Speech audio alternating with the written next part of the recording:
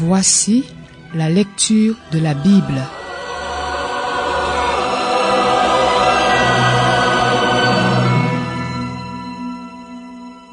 Un Samuel, chapitre 7. Les habitants de Kirjat-Jéarim vinrent et firent monter l'arche de l'Éternel chez eux. Ils la conduisirent dans la maison d'Abinadab, sur la colline, et ils consacrèrent son fils Éléazar pour la garder. Il s'était passé bien du temps depuis le jour où l'arche avait été déposée à Kirjat-Jéarim. 20 années avaient passé. Alors toute la communauté d'Israël poussa des gémissements vers l'Éternel. Samuel dit à toute la communauté d'Israël: « Si c'est de tout votre cœur que vous revenez à l'Éternel, enlevez du milieu de vous les dieux étrangers et les Astartés, dirigez votre cœur vers l'Éternel et servez-le lui seul. Il vous délivrera alors de l'oppression des Philistins. » Les Israélites enlevèrent du milieu d'eux les Baals et les Astartés, et ils servirent l'Éternel seul. Samuel dit: « Rassemblez tout Israël à Mitzpa, et je prierai l'Éternel pour vous. » Et ils se rassemblèrent à Mitzpa.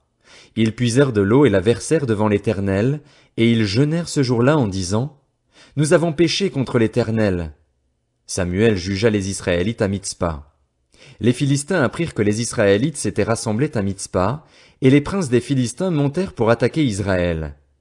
À cette nouvelle, les Israélites eurent peur des Philistins, et ils dirent à Samuel: « N'arrête pas de crier pour nous à l'Éternel, notre Dieu, afin qu'il nous sauve de la domination des Philistins. » Samuel prit un tout jeune agneau et l'offrit tout entier en holocauste à l'Éternel. Il cria à l'Éternel pour Israël, et l'Éternel l'exauça. Pendant que Samuel offrait l'holocauste, les Philistins s'approchèrent pour attaquer Israël. L'Éternel fit gronder ce jour-là son tonnerre sur les Philistins et les mit en déroute.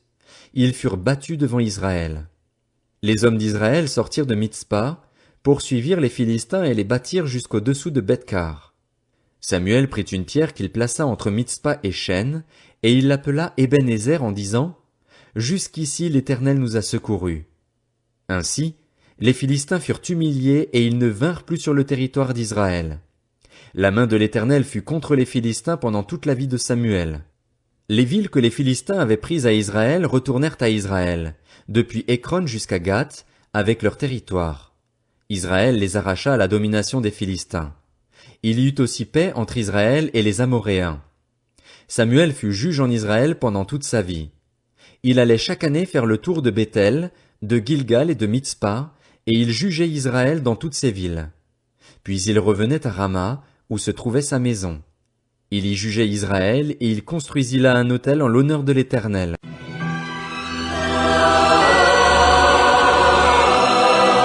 C'était la lecture de la Bible.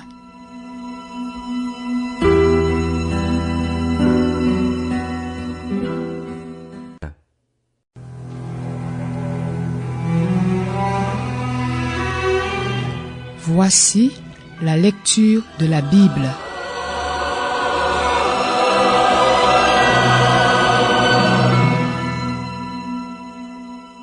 Un Samuel, chapitre 8.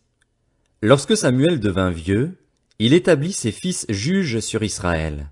Son fils aîné se nommait Joël, et le second Abijah. Ils étaient juges à Beer-Shéba. Les fils de Samuel ne marchèrent pas sur ses traces. Ils se livraient à des profits malhonnêtes, acceptaient des cadeaux et tordaient le droit. Tous les anciens d'Israël se rassemblèrent et allèrent trouver Samuel à Rama. Ils lui dirent: « Te voilà vieux et tes fils ne marchent pas sur tes traces. Maintenant, établis sur nous un roi pour nous juger, comme on en trouve dans toutes les nations. » Cela déplut à Samuel qu'ils disent: « Donne-nous un roi pour nous juger. » Et il pria l'Éternel. L'Éternel dit à Samuel: « Écoute le peuple dans tout ce qu'il te dira, car ce n'est pas toi qu'ils rejettent, c'est moi, afin que je ne règne plus sur eux. Ils agissent envers toi comme ils l'ont toujours fait depuis que je les ai fait sortir d'Égypte jusqu'à aujourd'hui, ils m'ont abandonné pour servir d'autres dieux. Écoute-les donc, mais donne-leur des avertissements, fais-leur connaître les droits du roi qui régnera sur eux. » Samuel rapporta toutes les paroles de l'Éternel au peuple qui lui demandait un roi. Il dit: « Voici quels seront les droits du roi qui régnera sur vous. Il prendra vos fils et les mettra sur ses chars ou parmi ses cavaliers, ou encore ils devront courir devant son char. Il fera d'eux des chefs de milliers et des chefs de cinquantaines. Il les emploiera à labourer ses terres, à récolter ses moissons, à fabriquer ses armes de guerre et l'équipement de ses chars. Il prendra vos filles pour faire d'elles des parfumeuses, des cuisinières et des boulangères.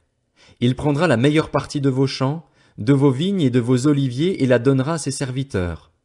Il prendra la dîme du produit de vos champs et de vos vignes et la donnera à ses serviteurs. Il prendra vos esclaves et vos servantes, vos meilleurs bœufs et vos ânes et se servira d'eux pour ses travaux. Il prendra la dîme de vos troupeaux et vous serez vous-même ses esclaves. Alors vous crierez contre votre roi, celui que vous vous serez choisi, mais l'Éternel ne vous exaucera pas. Le peuple refusa d'écouter Samuel. Cela ne fait rien, dirent-ils. Il y aura quand même un roi sur nous, et nous aussi nous serons pareils à toutes les nations. Notre roi nous jugera, il marchera à notre tête et conduira nos guerres. Après avoir entendu toutes les paroles du peuple, Samuel les répéta à l'Éternel, et l'Éternel lui dit, « Écoute-les, et établis un roi sur eux. » Samuel dit aux hommes d'Israël, « Que chacun retourne dans sa ville. »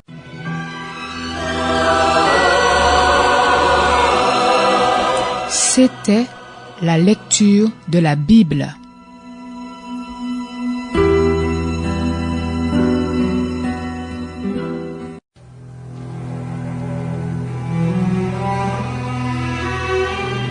Voici la lecture de la Bible.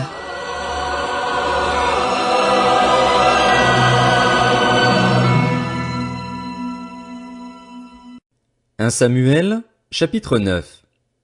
Il y avait un homme de Benjamin appelé Kis. Il était fils d'Abiel, petit-fils de Tséror, descendant de Bécorath, d'Aphiar, lui-même fils d'un benjaminite. C'était un vaillant guerrier.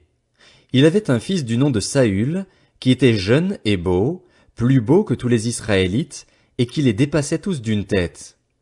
Les ânesses de Kis, le père de Saül, s'égarèrent et Kis dit à son fils Saül, « Prends avec toi l'un des serviteurs, lève-toi et va à la recherche des ânesses. » Saül traversa la région montagneuse d'Éphraïm et le pays de Shalisha sans les trouver. Ils passèrent par le pays de Shalim et elles n'y étaient pas. Ils parcoururent le pays de Benjamin et ils ne les trouvèrent pas. Ils étaient arrivés dans le pays de Tsuf, lorsque Saül dit aux serviteurs qui l'accompagnaient, « Viens, retournons chez nous, sinon mon père oubliera les ânesses et s'inquiétera pour nous. » Le serviteur lui dit, « Il y a dans cette ville un homme de Dieu, et c'est un homme estimé. Tout ce qu'il dit arrive à coup sûr. Allons-y donc. Peut-être nous fera-t-il connaître le chemin que nous devons prendre. » Saül dit à son serviteur, « Mais si nous y allons, qu'apporterons-nous à l'homme de Dieu? En effet, il n'y a plus de provisions dans nos sacs et nous n'avons aucun cadeau à lui offrir. Qu'avons-nous? » Le serviteur reprit la parole et dit à Saül, « J'ai sur moi un peu d'argent. Je le donnerai à l'homme de Dieu et il nous indiquera notre chemin. » Quand on allait consulter Dieu, on disait autrefois en Israël, « Venez, allons trouver le voyant. » Celui qu'on appelle aujourd'hui prophète s'appelait en effet autrefois voyant. Saül dit à son serviteur, « Tu as raison, viens, allons-y. » Et ils se rendirent à la ville où se trouvait l'homme de Dieu. Alors qu'ils montaient à la ville, ils rencontrèrent des jeunes filles sorties pour puiser de l'eau et ils leur demandèrent, « Le voyant est-il ici? » Elles leur répondirent, « Oui, il est devant toi, mais dépêche-toi. Il est venu aujourd'hui en ville parce qu'il y a un sacrifice pour le peuple sur le haut lieu. Dès que vous serez entrés dans la ville, vous pourrez le trouver avant qu'il ne monte au haut lieu pour manger. En effet, le peuple ne mangera pas avant son arrivée parce qu'il doit bénir le sacrifice. Après cela seulement, les invités mangeront. Montez donc, car vous le trouverez maintenant. » Ils montèrent alors à la ville. Ils étaient arrivés au milieu de la ville quand ils rencontrèrent Samuel qui sortait pour monter au haut lieu. Or, un jour avant l'arrivée de Saül, l'Éternel avait averti Samuel en disant, « Demain, à cette heure-ci, je t'enverrai un homme du pays de Benjamin. Tu le désigneras par onction comme chef de mon peuple, d'Israël. Il sauvera mon peuple de l'oppression des Philistins. En effet, j'ai regardé mon peuple parce que son cri est venu jusqu'à moi. » Lorsque Samuel eut aperçu Saül, l'Éternel lui dit, « Voici l'homme dont je t'ai parlé. C'est lui qui régnera sur mon peuple. » Saül s'approcha de Samuel au milieu de la porte de la ville et lui dit, « Indique-moi, je t'en prie, où se trouve la maison du voyant. » Samuel répondit à Saül, « C'est moi qui suis le voyant. Monte devant moi au haut lieu et vous mangerez aujourd'hui avec moi. Je te laisserai partir demain, après t'avoir donné réponse pour tout ce qui te préoccupe. Ne t'inquiète pas pour les ânesses que tu as perdues il y a 3 jours, car elles sont retrouvées. » Et pour qui est réservé tout ce qu'il y a de précieux en Israël? N'est-ce pas pour toi et pour toute ta famille? Saül répondit, Ne suis-je pas benjaminite, membre de l'une des plus petites tribus d'Israël, et mon clan n'est-il pas le plus insignifiant de tous ceux que compte la tribu de Benjamin? Pourquoi donc me tiens-tu ce discours? Samuel prit Saül et son serviteur, les fit entrer dans la salle et leur donna une place à la tête des invités. Il y avait là une trentaine d'hommes. Samuel dit au cuisinier, Sers la portion que je t'ai donnée en te disant de la mettre à part. Le cuisinier préleva la cuisse et ce qui l'entoure, et il la servit à Saül. Samuel dit, Voici ce qui a été réservé. Sers-toi et mange, car on l'a gardé pour toi lorsque j'ai invité le peuple. Ainsi, Saül mangea avec Samuel ce jour-là. Ils redescendirent du haut lieu à la ville, et Samuel s'entretint avec Saül sur la terrasse du toit. Puis ils se levèrent de bon matin. À l'aurore, Samuel appela Saül sur le toit en disant, Viens et je te laisserai partir. Saül se leva et ils sortirent tous les deux, Samuel et lui. Quand ils furent descendus à la limite de la ville, Samuel dit à Saül, Dis à ton serviteur de passer devant nous. Le serviteur passa devant. Arrête-toi maintenant, reprit Samuel, et je vais te faire connaître la parole de Dieu.